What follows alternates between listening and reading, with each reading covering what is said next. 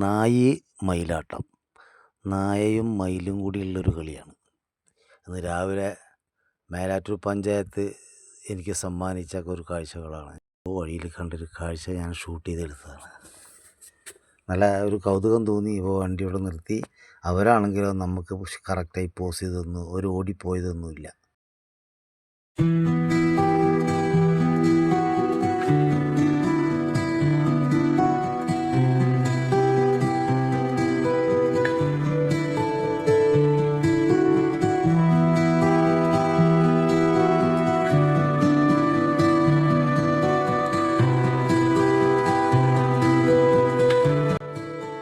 വാസ്തവത്തിൽ ഇവരൊക്കെയല്ലേ ജീവിക്കുന്നത്.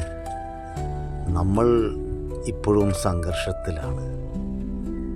നമ്മുടെ മതത്തിന് വേണ്ടിയിട്ടും നമ്മുടേതായ ഈശ്വരനെ സംരക്ഷിക്കാൻ വേണ്ടിയിട്ടും നമ്മൾ കിടന്ന് പെടാപ്പാട് പെടുകയാണ്.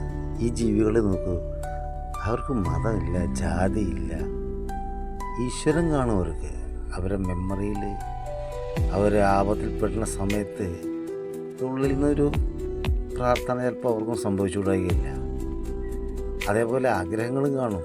ആഗ്രഹങ്ങൾ വളരെ പരിമിതമായ ചെറിയ ആഗ്രഹങ്ങൾ, വിശക്കുമ്പോൾ ആഹാരത്തിനോടുള്ള ആഗ്രഹം, അങ്ങനെയുള്ള ചെറിയ ചെറിയ കുഞ്ഞു കുഞ്ഞു ആഗ്രഹങ്ങൾ അവർക്കും കാണും.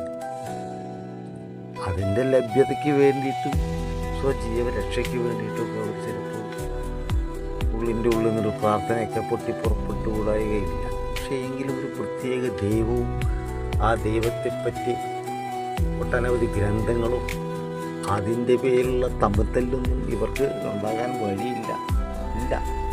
അറിഞ്ഞിടത്തോളം ഇവർക്ക് അങ്ങനെ ഒരു പള്ളിയോ ദേവാലയമോ ക്ഷേത്രമോ ഒന്നും മയിലുകൾക്കും പട്ടികൾക്കും പൂച്ചകൾക്കും ഒന്നും കണ്ടിട്ടില്ല.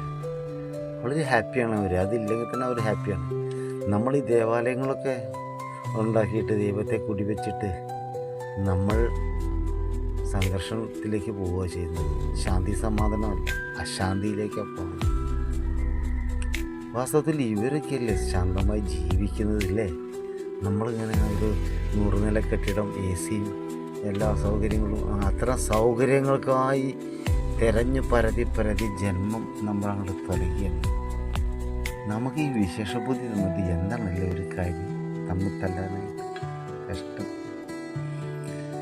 എന്തായാലും എല്ലാവർക്കും ആശംസകൾ. നന്ദി, നമസ്കാരം.